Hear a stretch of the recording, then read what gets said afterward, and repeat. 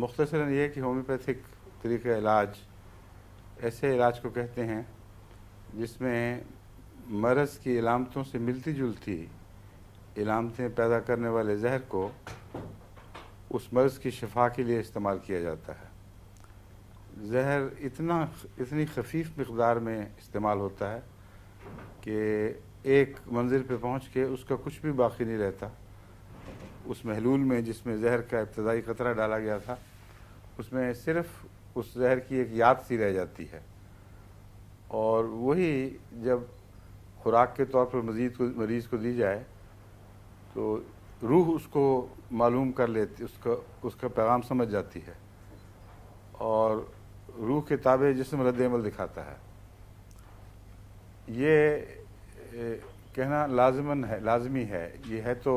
Science کی گفتگو، مگر ایسی سائنس کی جس میں روح کے ذکر کے بغیر بات آگے نہیں بڑھ سکتی، کیونکہ جہاں تک سائنس کا تعلق ہے، اصل دوا جس سے ہومیوپیتھی کی پوٹینسی بنائی جاتی ہے، اس کی طاقتیں بڑھائی جاتی ہیں، کچھ دیر کے بعد اس دوا کا کچھ بھی باقی نہیں رہتا۔ یعنی قطعی طور پر